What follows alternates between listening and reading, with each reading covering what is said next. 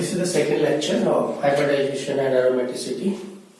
तो first lecture में हमने डिस्कस किया था about the hybridization, deeply study किया था हाइब्रिडाइजेशन कैसे फाइंड करेंगे और एक उसमें एक एक्सेप्शन भी डिस्कस किया था और कुछ एग्जांपल थी।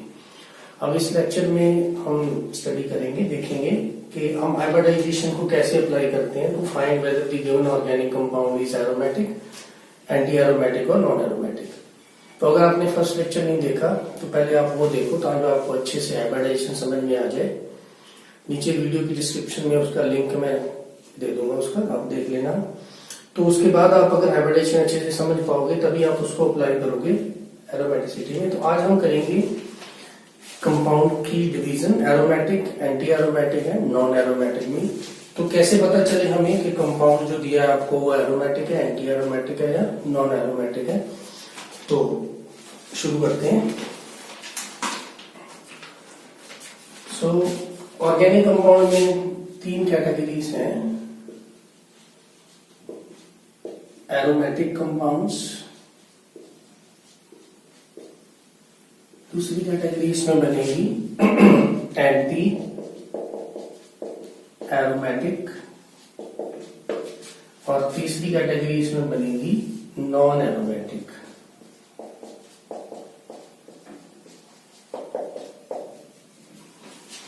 तो तीनों के बारे में देखेंगे। एरोमेटिक का डायरेक्ट मीनिंग होता है स्टेबल, विच इज स्टेबल, और एंटी एरोमेटिक का मीनिंग होता है विच इज अनस्टेबल। तो अब कैसे पता चले कोई भी जब कंपाउंड दिया उसके लिए एक क्राइटेरिया है, उसमें हम ये जो हक्कल्स रूल है ये यूज करेंगे टू फाइंड वेदर जो भी कंपाउंड हक्कल्स रूल को फॉलो करेगा वो एरोमेटिक होगा। तो let's see, first point is आपको क्या देखना है कि आपका जो गिवन कंपाउंड है वो अगर साइक्लिक है तो वो एरोमेटिक हो सकता है, इसमें भी एंटी एरोमेटिक, अगर साइक्लिक है वो एंटी एरोमेटिक हो सकता है, और नॉन एरोमेटिक में आएगा कि वो कंपाउंड आपका साइक्लिक है ही नहीं है। Long chain, straight chain hydrocarbons वो सब नॉन एरोमेटिक्स होते हैं, अल्केन, एल्कीन, अल्काइन जितने भी हैं जिसमें साइक्लिक कंपाउंड जो नहीं, साइक्लोअल्केन आल्सो नॉन एरोमेटिक। तो first is compound should be cyclic, anti aromatic के लिए भी कंपाउंड शुड बी साइक्लिक और नॉन एरोमेटिक के लिए एसाइक्लिक। सेकंड जो पॉइंट है वो है compound should be flat, flat को हम प्लेनर भी कहते हैं। कंपाउंड आपका फ्लैट होना चाहिए, प्लेनर होना चाहिए। कैसे पता चलेगा प्लेनर है? All atoms must possess sp2 hybridization, because sp2 hybridization जब भी होगी तब उसकी जो ज्योमेट्री होती है हमने पढ़ा ट्राइगोनल प्लेनर होती है, तब मॉलिक्यूल आपका फ्लैट होगा। एंटी एरोमेटिक के लिए भी आपका जो मॉलिक्यूल है वो फ्लैट या प्लेनर होना चाहिए। नॉन एरोमेटिक के लिए कोई जरूरी नहीं है, हम लिखेंगे नॉट फ्लैट। तो ये सेकेंड पॉइंट हो गया। फर्स्ट आपने चेक करना है whether the compound is cyclic और एसाइक्लिक। दूसरी चेक करेंगे हम whether that is the compound given compound is flat, planar और नॉट प्लेनर। अगर वो प्लेनर नहीं है तो इसका मतलब क्या हो गया, वो नॉन एरोमेटिक होगा। प्लेनर कब नहीं होगा? जब किसी रिंग के अंदर कोई भी एक एटम जिसकी हाइब्रिडाइजेशन sp2 नहीं है, sp3 है, तो उसका मतलब है वो प्लेनर नहीं है, क्योंकि sp3 हाइब्रिडाइजेशन जब आएगी तब उसकी जो ज्योमेट्री है वो होती है टेट्राहेड्रल, वो प्लेनर नहीं होती, तब उसको हम नॉन एरोमेटिक मान लेंगे। तीसरी चीज जो है हमें चेक करना है कंप्लीटली कंजुगेटेड। कंप्लीटली कंजुगेशन का ये मतलब नहीं होता जैसे आप पढ़ते हो 11th 12th में, single bond alternating single double bond is considered as completely conjugated. No, completely conjugation means there must be a proper delocalization of pi electrons. हर एटम जो रिंग में पार्टिसिपेट कर रहा है उसकी हाइब्रिडाइजेशन अगर sp2 होगी तो लास्ट लेक्चर में पढ़ा था कि उसके पास p ऑर्बिटल होगा, वो p ऑर्बिटल हर एक एटम के पास होना चाहिए। अगर सबके पास p ऑर्बिटल होगा तो ऑटोमेटिकली उसमें डीलोकलाइजेशन ऑफ इलेक्ट्रॉन होगी। उस p में ये जरूरी नहीं है कि उसमें एक इलेक्ट्रॉन है या एम्प्टी है, कुछ भी है, लेकिन उसके पास p होना चाहिए। अगर सभी एटम्स के पास p होगा तो वो कंप्लीटली डीलोकलाइज्ड होगा और उसको हम बोलेंगे कंप्लीटली कंजुगेटेड। अगर कोई ऐसा एक भी एटम आता है इनके अंदर जिसके पास p नहीं है तो ऑब्वियसली उसकी हाइब्रिडाइजेशन sp2 होगी नहीं, तो वो फ्लैट ही नहीं होगा, बात ही खत्म होगी, वो तो फिर नॉन एरोमेटिक में चला गया। तो वो कंप्लीटली कंजुगेटेड तो हो ही नहीं सकता जिसके पास p नहीं है। तो हमें सिर्फ ये चेक करना है कि सबकी हाइब्रिडाइजेशन अगर sp2 है तो वो ऑटोमेटिकली फ्लैट और कंप्लीटली कंजुगेटेड हो जाएगा। इसमें भी हमें ये चीज चेक करनी है, कंपाउंड जो है आपका कंप्लीटली कंजुगेटेड होना चाहिए। इसमें कंजुगेशन की जरूरत जो है वो नहीं है, not completely conjugated. Fourth point जो है वो इन दोनों को डिस्टिंग्विश करेगा। यहां तक ये दोनों के पॉइंट सेम थे, साइक्लिक होना चाहिए, ये भी साइक्लिक होना चाहिए, ये फ्लैट होना चाहिए, ये भी फ्लैट और ये भी कंप्लीटली कंजुगेटेड। अब फोर्थ में हम अप्लाई करेंगे हक्कल्स रूल। इसमें जो हक्कल्स रूल होता है वो है 4n+2 pi electrons. Pi electrons means p electrons. Electron which are present in p orbital are pi, because electron which are present in p orbitals they only form the pi bond. उनको ही हम pi electrons बोलेंगे। तो हमें compound के अंदर count करना है उसमें कितने p electrons हैं। तो अगर p electrons इसको फुलफिल कर रहे हैं, इस फार्मूले में फिट आ रहे हैं, जैसे मान लो n आपका 0 है तो उसमें 2 pi, 1 है तो 6 pi, 2 आ जाता है तो 10 pi, n 3 कर लो तो उसके पास 14 हो गए, देन 18 हो गए। तो ऐसे इतने पाई इलेक्ट्रॉन अगर कंपाउंड में है तो उसको हम एरोमेटिक बोलेंगे। आफ्टर दीज 3 कंडीशंस, पहले चेक ये करना है वो साइक्लिक है या नहीं, वो फ्लैट है या नहीं, प्लेनर है या नहीं, फिर चेक करेंगे कि वो कंप्लीटली कंजुगेटेड है। After that we will apply this Huckel's rule formula 4n+2 pi electron. इसमें जो फार्मूला लगता है वो है 4n पाई इलेक्ट्रॉन्स। मींस इसमें जो पाई इलेक्ट्रॉन्स हैं यहाँ आप उसको बोलोगे कि electron present in p orbital वो कितने होंगे, 4, 8, 12, 16, 20, 24 सो ऑन। तो यहाँ भी ये डिस्टिंग्विश हो जाते हैं एरोमेटिक एंड एंटी एरोमेटिक। और इसमें तो फोर्थ पॉइंट का कुछ आएगा ही नहीं, देयर इज नो फार्मूला। सो ये ओवरऑल हमारे पास रूल्स हैं जिसको हम फॉलो करेंगे और फाइंड करेंगे whether the compound is aromatic, anti aromatic और नॉन एरोमेटिक। तो कुछ एग्जांपल्स आगे मैं डिस्कस करूंगा एक एक करके। तो काफी खूब सारी एग्जांपल्स हैं जो आपको पूरी तरह से क्लियर हो जाएगी बात कि कंपाउंड जो है वो एरोमेटिक कैसे फाइंड करेंगे, क्योंकि ये बेसिक क्वेश्चंस हैं, हर कॉम्पिटिटिव एग्जाम में पूछते हैं। आपको 4 कंपाउंड दे दिए तो उसमें क्वेश्चन क्या है, विच out of the following is aromatic, which out of the following is not aromatic. तो ऐसे इसमें this is the base level का क्वेश्चन है। इसके बाद इसकी एप्लीकेशन में कई तरह के क्वेश्चन आएंगे जो हम आगे डिस्कस करेंगे। तो फर्स्ट एग्जांपल मैं ले रहा हूं बेंजीन की। बेंजीन तो आपको पता है एरोमेटिक है। तो बेंजीन के अंदर 3 डबल बॉन्ड है, स्टेबल मॉलिक्यूल है। अब 6 कार्बन है इसमें और 6 कार्बन की हाइब्रिडाइजेशन मैंने कैसे बताई थी, कैलकुलेट करनी है। कितने एटम से वो डायरेक्टली अटैच है। अब ये कार्बन एक हाइड्रोजन से अटैच है, एक इस कार्बन से अटैच है, एक इस कार्बन से अटैच है, तो इसकी हाइब्रिडाइजेशन क्या हो जाएगी, sp2। 3 से डायरेक्टली अटैच है तो sp2। लास्ट लेक्चर में ये डिस्कस किया था हमने। तो सभी कार्बन की जो कंडीशन है वो सेम है, 3 से अटैच है वो, तो सभी कार्बन sp2 हो जाते हैं। फर्स्ट पॉइंट तो इसमें है कि ये साइक्लिक है। सेकेंड हम करेंगे कि ये फ्लैट है। फ्लैट का कैसे पता चलता है, भी बताया था, all atoms which are forming the ring they are sp2, तो ये फ्लैट भी है। तीसरी चीज जो है वो हम देखेंगे कि ये कंप्लीटली कंजुगेटेड है कि नहीं। ऑब्वियसली अगर सबकी हाइब्रिडाइजेशन sp2 है तो उसका मतलब है सबके पास p ऑर्बिटल है और p ऑर्बिटल की वजह से ही कंप्लीटली कंजुगेशन हो जाती है। कैसे होती है अभी मैं इसकी मॉलिक्यूलर ऑर्बिटल डायग्राम बना के दिखाता हूँ। फोर्थ हम अप्लाई करेंगे 4n+2 पाई इलेक्ट्रॉन्स। अब इसमें पाई इलेक्ट्रॉन्स कितने हैं, और देखो ये जो एटम है कार्बन, इसकी हाइब्रिडाइजेशन sp2 हाइब्रिडाइजेशन होती है तो उसके पास कौन कौन से ऑर्बिटल्स होते हैं, लास्ट लेक्चर में डिस्कस किया था। 3 हाइब्रिडाइज्ड ऑर्बिटल होंगे, sp2 एक p होगा। कहाँ है हम इसमें देखेंगे, ये sp2 और यहाँ पे आ गया इसका p। ऐसे इस कार्बन का p यहाँ पे आ जाएगा, इसका p यहाँ पे आ जाएगा, ये p इसका आ गया। तो ये जो p ऑर्बिटल्स है, total electrons which are present in p orbital, ये टोटल कितने हो जाते हैं 6। इसका मतलब इसमें 6 पाई इलेक्ट्रॉन्स है, 6 पाई इलेक्ट्रॉन्स है। इट मींस ये इसको फॉलो कर रहा है हक्कल्स रूल को। इसका मतलब है ये कंपाउंड क्या हो गया हमारे पास, एरोमेटिक। अब डीलोकलाइजेशन, जैसे मान लो ये हमारे पास बेंजीन है, तो बेंजीन के हर कार्बन के पास एक हाइड्रोजन भी है, C6H6 इसका फार्मूला है। हर कार्बन जो है वो sp2 हाइब्रिडाइज्ड है। आप देखो हर कार्बन की जो ज्योमेट्री है वो भी प्लेनर बन रही है। अगर आप ध्यान से देखो, हर कार्बन ने 3 बॉन्ड बना रखे हैं, sp2।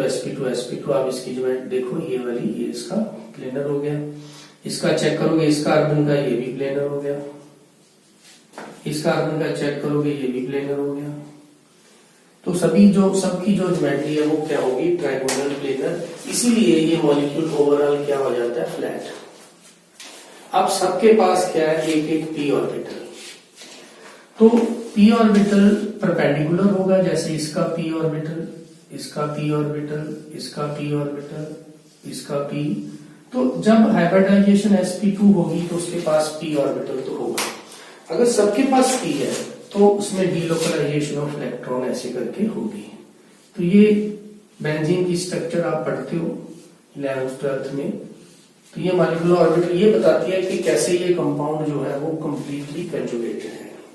अगर मान लो किसी भी एक एटम के पास p नहीं है तो वो कंपाउंड कंप्लीटली कंजुगेटेड नहीं होगा, फिर वो नॉन एरोमेटिक की कैटेगरी में चला जाएगा।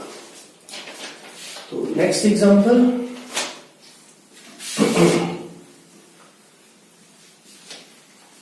come to furan.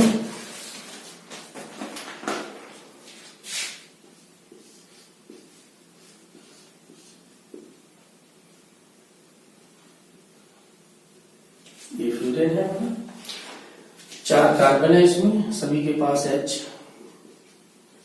इसका मैंने डिटेल लास्ट लेक्चर में बताया था। सबकी हाइब्रिडाइजेशन sp2, ये भी sp2 है। तो इसका एक ऑर्बिटल बताया था मैंने, एक पेयर ऑफ इलेक्ट्रॉन sp2 में प्रेजेंट है, दूसरा किसमें प्रेजेंट है, p में।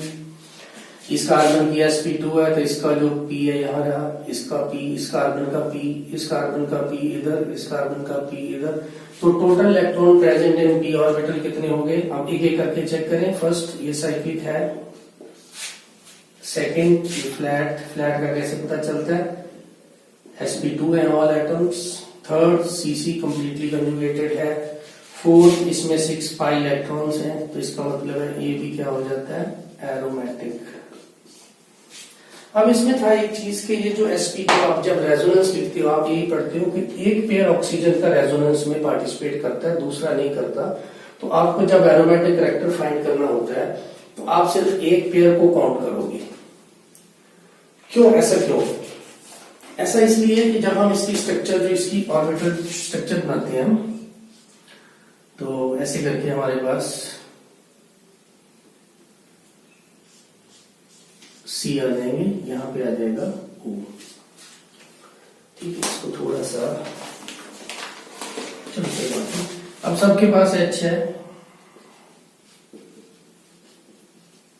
तो सबके पास एक p ऑर्बिटल भी होगा। हाँ, इसके पास भी है। इसके पास एक और ऑर्बिटल भी है, क्योंकि इस ऑक्सीजन की जो हाइब्रिडाइजेशन है वो है sp2। sp2 का मतलब प्लेनर, ट्राइगोनल प्लेनर। एक का sp2 ये रहा, दूसरा sp2 ये रहा, तीसरा sp2 इधर है। तो ये जो ऑर्बिटल है ये इसका जो है वो है sp2 हाइब्रिडाइज्ड ऑर्बिटल। ये जो है ये है p unhybridized orbital. Okay, so see this p orbital and this sp2 orbital, they are at 90 degree. they are at 90 degree, they are perpendicular to each other. That's why the pair of electron which is present here, इनके पास तो एक एक electron ही है, लेकिन इस oxygen के पास pair है, तो टोटल 6 इलेक्ट्रॉन्स हैं जो डिलोकलाइज हो रहे हैं ओवर दी 5 एटम्स।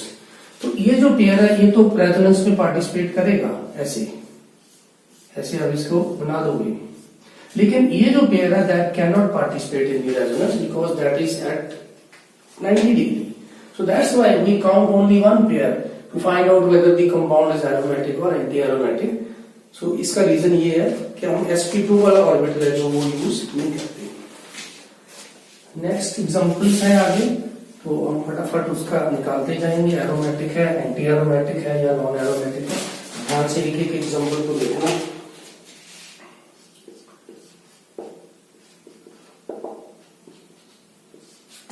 मैं कुछ एग्जाम्पल ही देता हूं।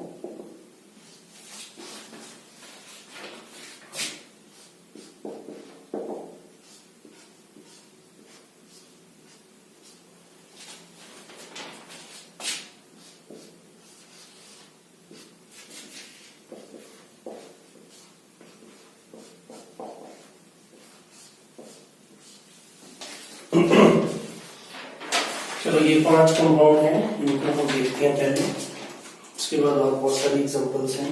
तो फर्स्ट पायरोल, पहले क्या चेक करेंगे, साइक्लिक है। दूसरा, इसमें सभी एटम्स, कितने एटम्स हैं इसमें, टोटल 5 एटम है, 4 तो कार्बन है जो रिंग में पार्टिसिपेट करते हैं और 1 है नाइट्रोजन। तो अब हर कार्बन की और नाइट्रोजन की हाइब्रिडाइजेशन भी sp2 है।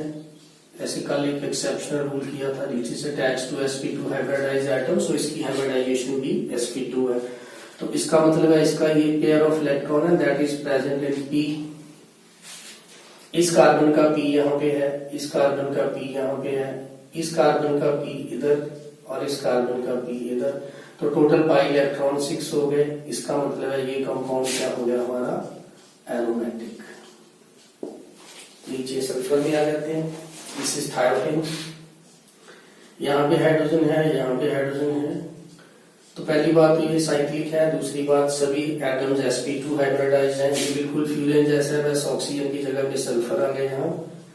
तो इसका एक पेयर किसमें होगा, sp2 में, एक पेयर किसमें होगा, p में, तो एक p यहाँ इसका, एक p इसका, तो ये टोटल इसमें भी हमारे पास 6 पाई इलेक्ट्रॉन्स बन रहे हैं, तो ये भी कंपाउंड हमारा क्या हो जाएगा, एरोमेटिक। ओके, नेक्स्ट, अब ये जो कंपाउंड है इसमें आप देखो, अगर आपको अच्छे से नहीं पता हाइब्रिडाइजेशन का तो आप इसमें 2, 4, 6 और 2, 8 भी कर सकते हो इलेक्ट्रॉन। लेकिन आप देखो अगर ये नाइट्रोजन है, नाइट्रोजन की हाइब्रिडाइजेशन जो है वो sp2 है, तो sp2 के केस में 3 तो sp2 होते हैं और एक p होता है। अब आप ध्यान से देखो, इस नाइट्रोजन ने पहले से ही डबल बॉन्ड बना रखा है। अगर इसने डबल बॉन्ड बना रखा है इसका मतलब इसने अपना p जो है वो यूज कर लिया, तो इसके पास 3 sp2 बच रहे हैं। तो एक sp2 के साथ इसने ये वाला बॉन्ड बना लिया, दूसरे sp2 के साथ ये वाला बॉन्ड बन गया। इसका मतलब है ये पेयर ऑफ इलेक्ट्रॉन जो नाइट्रोजन के ऊपर है ये किस ऑर्बिटल में है, that is present in sp2 hybridised orbital, that will not take part in the delocalization. We will not count those 2 electrons, so only we have these 6p electrons here. So अगर 6 pi electrons हैं तो ये compound आपका क्या हो जाता है, aromatic. तो अभी आप ऐसे केसेस में जहां पे लोन पेयर है लेकिन वो पार्टिसिपेट नहीं कर सकता, तो आपको हाइब्रिडाइजेशन की नॉलेज होनी चाहिए। इसकी हाइब्रिडाइजेशन sp2 है, तो हमें देखा कि इसने पहले से डबल बॉन्ड बना लिया। इसका मतलब है इसका जो p है, इसने एक p यूज किया हुआ है, तो p अगर यूज कर लिया इट मींस इसका जो लोन पेयर है that is not present in p। अब दूसरी तरीके से देखें तो ये जो लोन पेयर है इसको और इसको कंपेयर करें, ये मॉलिक्यूल अपना लोन पेयर इजिली डोनेट नहीं कर सकता because this lone pair is present in p and the p electrons they involve in delocalization of electron। लेकिन ये नाइट्रोजन अपना लोन पेयर आसानी से डोनेट कर सकता है।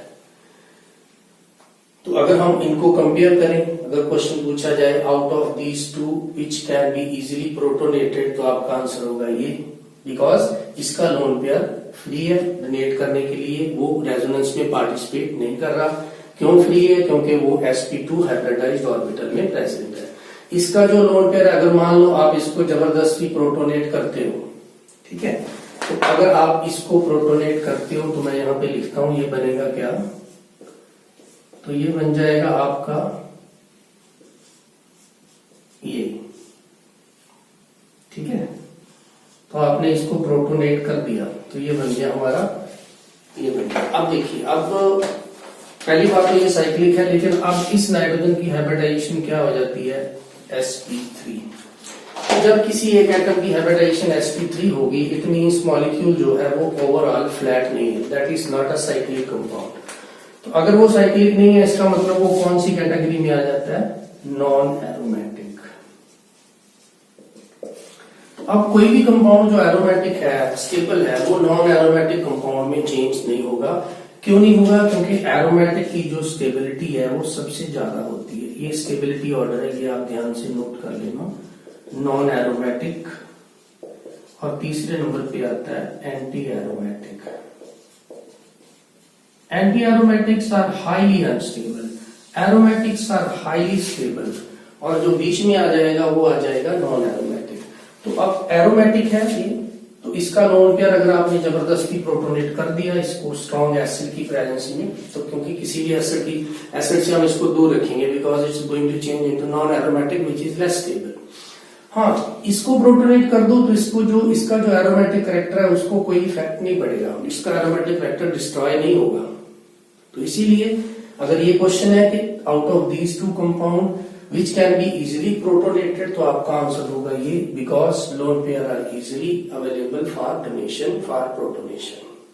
तो ये सब चीजें आप एरोमेटिक कैरेक्टर के बेस पे, और बेसिकली जो बेस इसमें है मेन चीज वो है हाइब्रिडाइजेशन के बेस पे डिसाइड करोगे कि कौन सा इलेक्ट्रॉन पेयर किस ऑर्बिटल में प्रेजेंट है।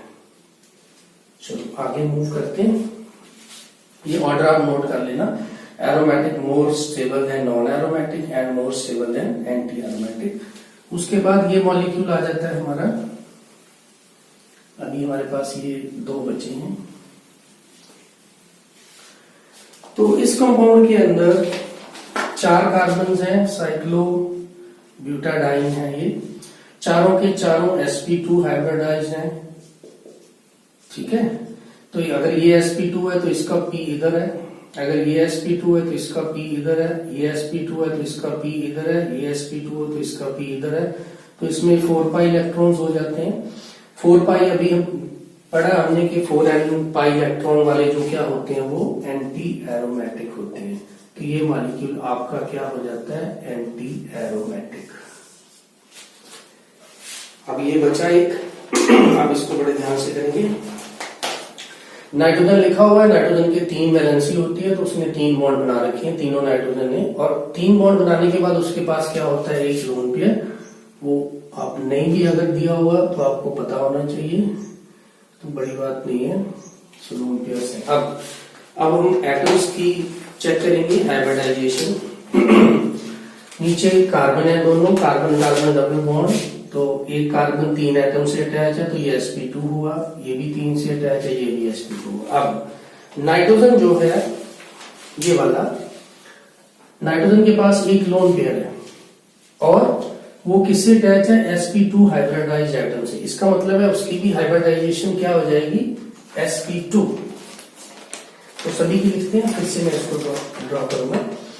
इसकी हाइब्रिडाइजेशन अभी थी sp2, इसकी हाइब्रिडाइजेशन थी sp2। अब ये नाइट्रोजन है जिसके पास लोन पेयर है। हमारा रूल था, लास्ट लेक्चर में किया था, कि कोई भी एटम Z जो sp2 हाइब्रिडाइज्ड कार्बन से अटैच है और उसके पास कम से कम एक लोन पेयर है, तो उसकी हाइब्रिडाइजेशन भी क्या हो जाती है, sp2। ये इसका भी वही कंडीशन बन रहा है, अटैच टू sp2, तो ये भी sp2 होगा। हाँ, ऊपर वाला नाइट्रोजन। अब ऊपर वाले नाइट्रोजन की हाइब्रिडाइजेशन कैसे पता चलेगी, अब देखो उसने क्या किया हुआ है, डबल बॉन्ड बना रखा है, इसने भी बना रखा है, आप इसको ऐसे भी देख सकते हो।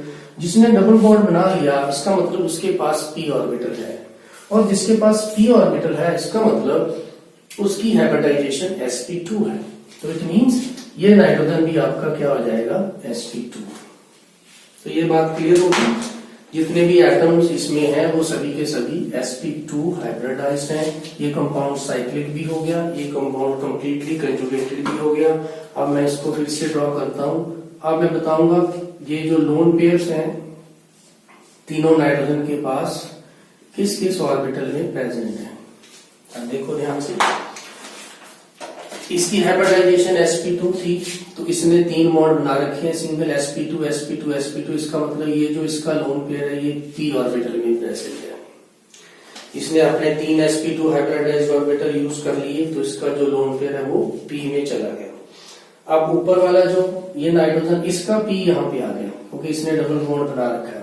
अगर इसने अपना p यूज कर लिया, इट मींस इसका जो लोन पेयर है वो sp2 हाइब्रिडाइज्ड ऑर्बिटल में चला गया।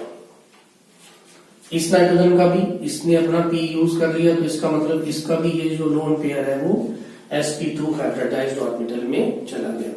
तो ये कार्बन है, इसका sp2 था, इसका तो p इधर, इसका p इधर। अब आप p काउंट करेंगे तो 1 2 3 4 5 और 6, तो इसमें 6 pi इलेक्ट्रॉन्स आ जाते हैं।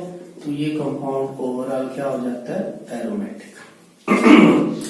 अब इस कंपाउंड में से क्वेश्चन क्या पूछ सकते हैं, एक तो हो गया कि ये एरोमेटिक है या नहीं, वो तो आपने डिसाइड कर लिया। दूसरी चीज वो पूछ सकते हैं, इनको लेबल कर दें कि ये नंबर 1 नाइट्रोजन है, ये नंबर 2 नाइट्रोजन है, ये नंबर 3 नाइट्रोजन है। Which nitrogen can be easily protonated? Which nitrogen atom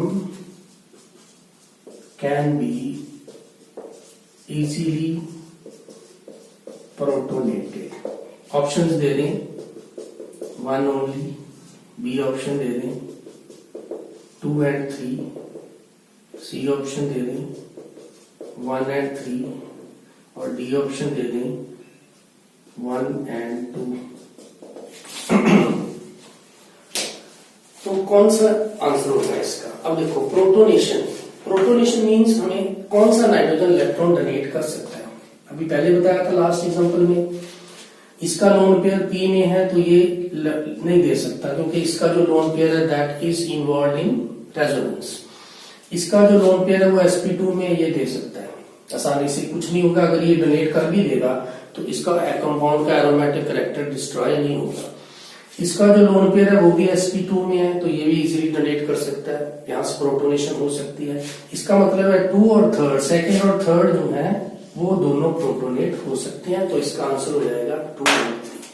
तो इस टाइप के क्वेश्चंस जहां पे एरोमेटिसिटी, एरोमेटिक कैरेक्टर का कुछ नाम ही नहीं आता, वो पूछते हैं। और वो डायरेक्टली और इनडायरेक्टली वो किसके बेस पे होते हैं, either hybridization, you must know the hybridization deeply, और एरोमेटिक कैरेक्टर। एरोमेटिक कैरेक्टर, अगर ये नाइट्रोजन इलेक्ट्रॉन डोनेट कर सकता है, अगर मान लो इसने दे दिया तो इसका एरोमेटिक कैरेक्टर डिस्ट्रॉय हो जाएगा। इसका मतलब नंबर 1 नाइट्रोजन जो है उसको हम प्रोटोनेट नहीं कर सकते। तो ऐसी काफी टाइप के क्वेश्चंस हैं, आगे आगे हम करेंगे। तो नेक्स्ट एग्जांपल पे चलते हैं।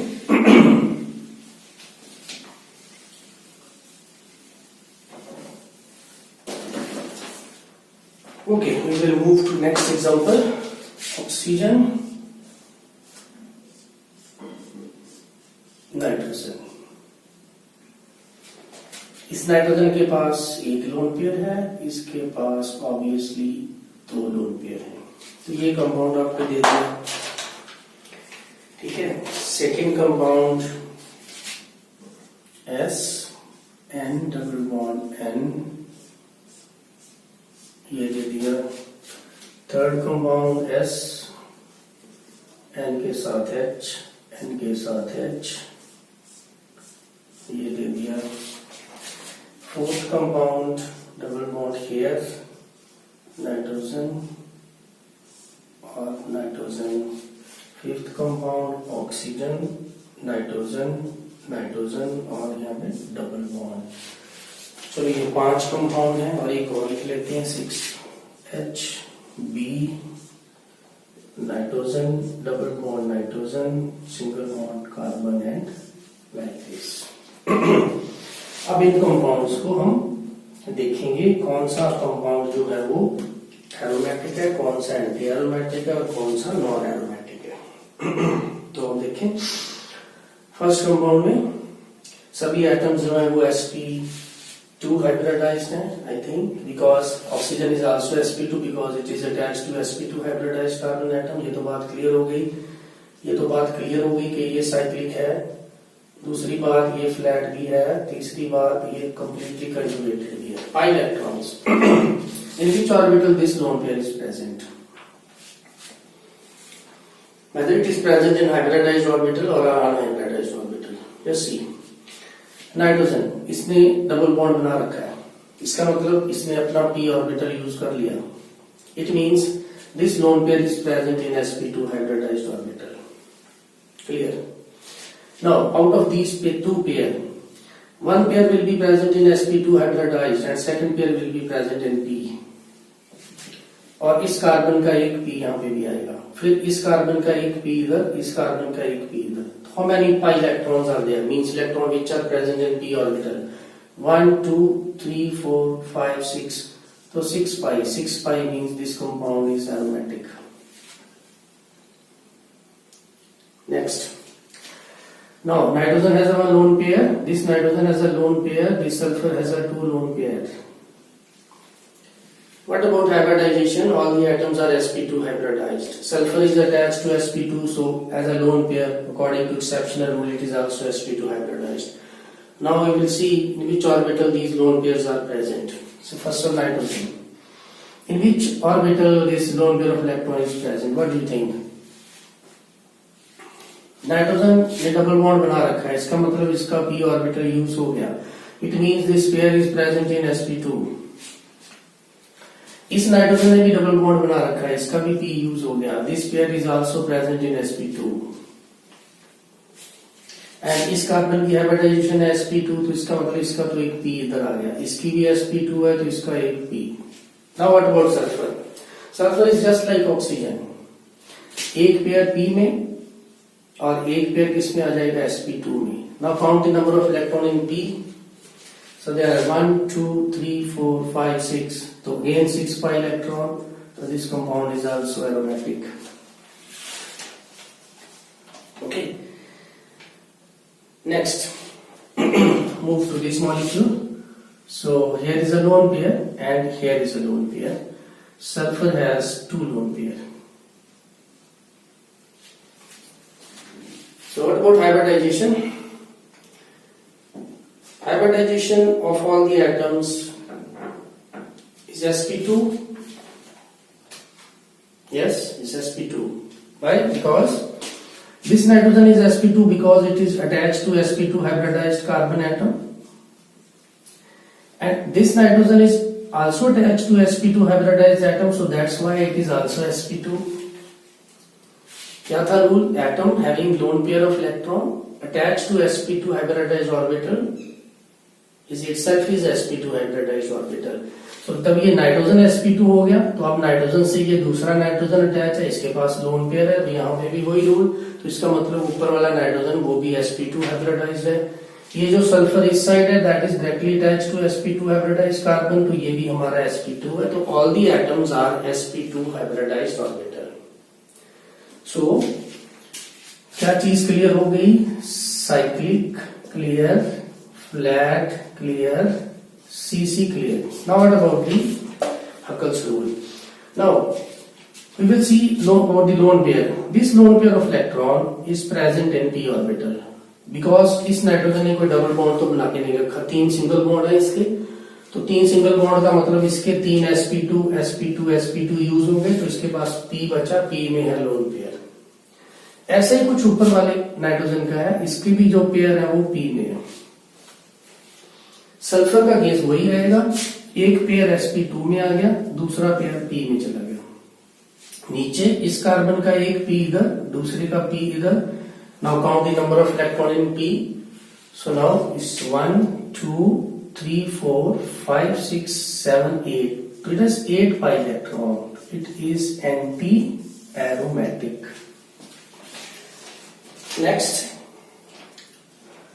Next is this molecule having lone pair on nitrogen.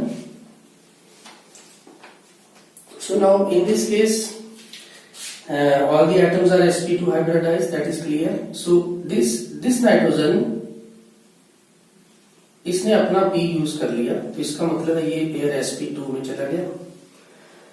अब ये जो नाइट्रोजन है नीचे वाला, इसके साथ एक हाइड्रोजन भी होगा, सॉरी ऐसे 3 वैलेंसी इसकी होती है। तो ये जो पेयर है ये p में आ गया, इसका p एक इधर, इस कार्बन का p इधर, दोनों कार्बन का एक p, तो इस कार्बन का p एक यहाँ पे आ गया। तो total number of p electrons कितने हो गए हमारे पास? 1 2 3 4 5 एंड 6 इलेक्ट्रॉन्स। तो इसका मतलब ये कंपाउंड भी क्या हो गया? एरोमेटिक। नेक्स्ट चेक करेंगे, नाइट्रोजन 1 पेयर, ऑक्सीजन 2 पेयर, और this nitrogen also has 1 pair, and I think there must be hydrogen both side. So this molecule, all the atoms are sp2 hybridized because this nitrogen is sp2 because it is sp2. So this oxygen is attached both side with sp2, so this oxygen is also sp2. Now find the p orbital. This pair of electron is present in which orbital? This is present in p because इसने 3 sp2 use किए हैं, इसका p बचा हुआ। Out of oxygen देखें तो एक pair p में, एक पेयर sp2 में। नाइट्रोजन का ये पेयर किस में होगा? ये भी किस में होगा? p में। तो how many p electrons are there? 1 2 3 4 5 6 7 8। तो ये क्या हो जाता है? Anti aromatic. So this is also anti-aromatic. Last, इसके पास लोन पेयर है, इसके पास लोन पेयर है। Boron, what is the hybridization of boron? Boron is sp2, 3 bonds हैं इसके, sp2। ये भी sp2 है, कार्बन भी sp2 है, ये नाइट्रोजन sp2, ये भी sp2, तो फ्लैट भी हो गया, ये साइक्लिक तो है ही। इस नाइट्रोजन का p यहाँ यूज हो रहा है, इसका मतलब ये sp2 में है। इस नाइट्रोजन का p भी यूज हो रहा है, इसका मतलब ये sp2 में है। इसका p यहाँ आ गया, इसका p यहाँ आ गया। Now count the number of electrons in p orbital, only 4। So 4 pi electron means this molecule is anti aromatic. So ये था आज के लिए इतनी एग्जांपल्स। नेक्स्ट लेक्चर में मैं कुछ और एग्जांपल्स लेके आऊंगा, दोनों लेक्चर को ध्यान से देखो। उसके बाद धीरे धीरे हम कॉम्पिटिटिव एग्जाम्स के जो क्वेश्चन है वहां तक पहुंचेंगे। तो नेक्स्ट लेक्चर में करते हैं कुछ और एग्जांपल्स। Thank you.